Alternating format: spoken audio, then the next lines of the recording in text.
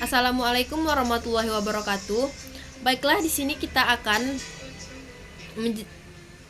mempelajari materi tentang prinsip-prinsip desain grafis.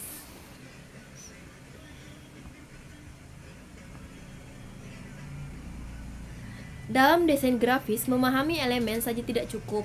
Elemen adalah bahan, tetapi untuk membuat desain bekerja secara komunikatif, informatif, dan estetis diperlukan prinsip-prinsip desain. Prinsip desain adalah aturan, panduan, dan teknik visual yang digunakan untuk yang pertama mengatur elemen visual, yang kedua menata komposisi yang kuat, dan yang terakhir untuk memastikan pesan tersampaikan dengan tepat. Tanpa prinsip desain, sebuah karya mungkin tetap indah, tetapi tidak memiliki arah, fokus, dan pesan yang jelas. Nah, tujuan pembelajaran kita pada pertemuan kali ini yaitu agar mahasiswa mampu menjelaskan prinsip-prinsip dasar desain. Yang kedua, mahasiswa dapat menerapkan prinsip desain pada karya sederhana. Yang ketiga yaitu mahasiswa memahami hubungan antara elemen dan prinsip desain. Dan yang terakhir, mahasiswa mampu mengevaluasi desain menggunakan prinsip-prinsip ini. Kita masuk ke prinsip desain grafis, yaitu yang pertama keseimbangan atau balance. Keseimbangan memastikan desain tidak terkesan jatuh pada suatu sisi dan memberikan rasa stabilitas. Nah, jenis-jenis keseimbangan yaitu ada 4. Yang pertama, simetris, yaitu kiri dan kanan sama atau sangat mirip, memberikan kesan formal, rapi, dan profesional. Contohnya seperti undangan pernikahan klasik, desain sertifikat, dan logo formal. Yang kedua ada asimetris, yaitu elemen berbeda tetapi memiliki berat visual yang sama, memberikan kesan modern, kreatif, dan dinamis. Contohnya seperti poster konser, desain editorial modern.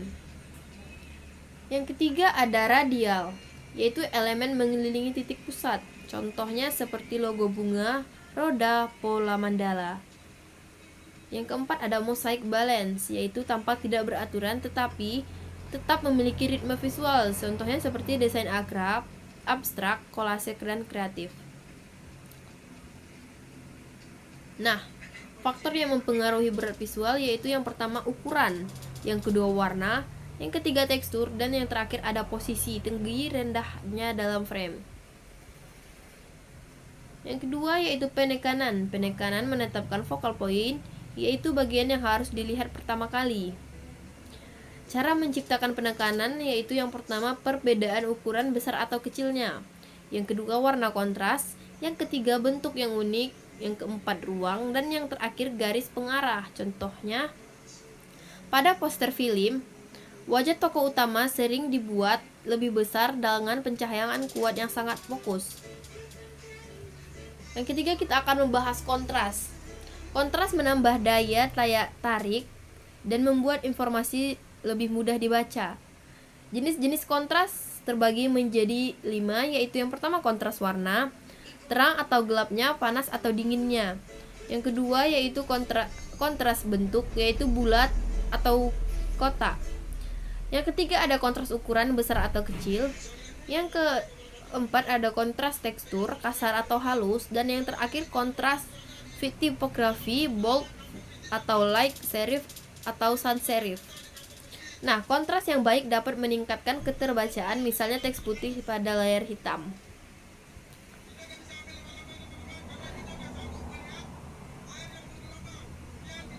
Yang keempat, keselarasan atau alignment. Alignment membuat desain terlihat teratur dan profesional.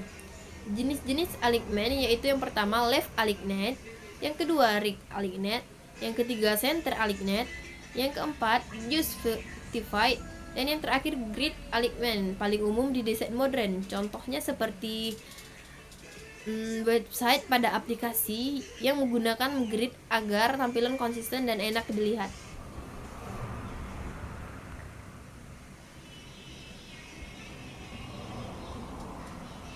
Nah, sekarang kita akan bahas hierarki. Hierarki mengatur urutan visual sehingga audiens tahu mana yang harus dilihat dahulu.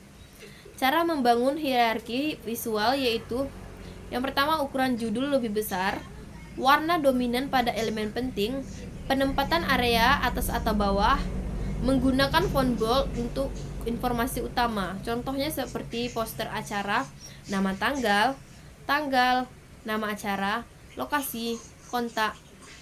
Urutan ini harus dibuat jelas dan tidak boleh diacak. Yang keenam ada repetisi dan ritme.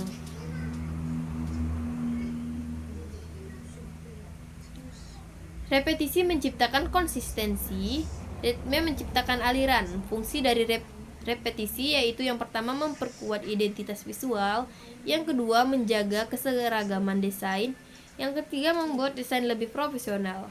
Contohnya seperti desain slide presentasi yang memakai warna dan font sama pada semua halaman. Nah, sekarang kita akan membahas jenis ritme. Jenis ritme terbagi menjadi 3, yaitu yang pertama ritme reguler, yang kedua ritme progresif, dan yang terakhir ritme dinamis. Yang ketujuh itu ada proporsi. Proporsi mengatur hubungan ukuran antar elemen. Tujuan proporsi yaitu yang pertama menentukan fokus, yang kedua mengatur keseimbangan, yang ketiga menyampaikan pesan dengan lebih efektif. Contohnya pada desain kemasan makanan, foto produk dibuat lebih besar agar menarik perhatian.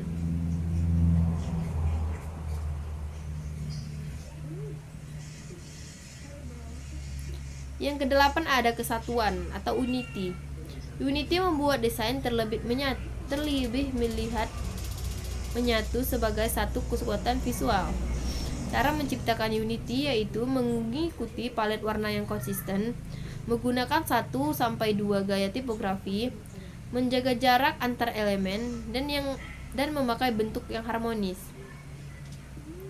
Contohnya brand besar seperti Apple atau Starbucks memiliki gaya visual yang sangat konsisten sehingga mudah dikenali.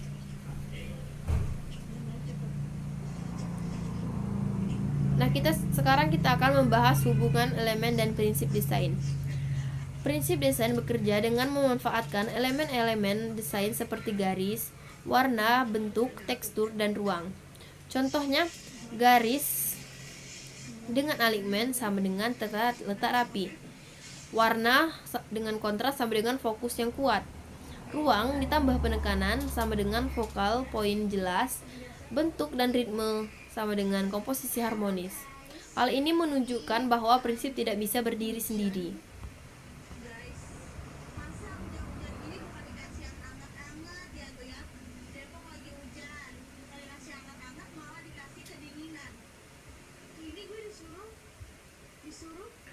Sekarang kita akan membahas studi kasus lebih mendalam dari materi ini. Yang pertama yaitu poster film aksi. Kontras tinggi sama dengan dramatis. Hierarki sama dengan wajah tokoh utama paling besar. Penekanan senjata atau aksi di tengah. Balance asimetris sama dengan lebih modern. Dan unity sama dengan palet warna seragam, merah, biru, dan abu. Yang kedua yaitu desain UI mobile app, yaitu align grid menjaga struktur, hierarki, tombol CTA lebih besar, kontras, tombol berwarna cerah, repetisi, ikon dan bentuk konsisten, balance, ikon kiri, teks kanan. Yang ketiga yaitu branding produk minuman. Repetisi warna pada logo, kemasan, dan iklan. Penekanan pada nama brand. Keseimbangan simetris pada label. Kontras antara warna botol dalam label. Dan yang terakhir unity melalui gaya visual yang sama.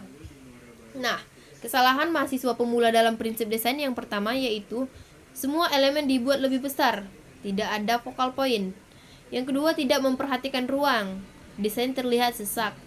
Yang ketiga menggunakan terlalu banyak font, visual tidak konsisten. Yang keempat kontras rendah, teks sangat sulit dibaca. Yang kelima aligmen berantakan, tampak tidak profesional. Yang keenam warna random, tidak unity. Dengan memahami prinsip desain, kesalahan ini dapat dihindari.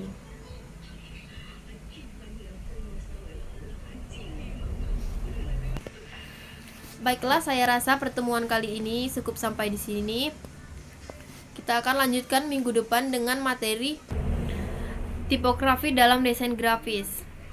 Kalau ada salah saya minta maaf. Saya akhiri dengan Assalamualaikum warahmatullahi wabarakatuh.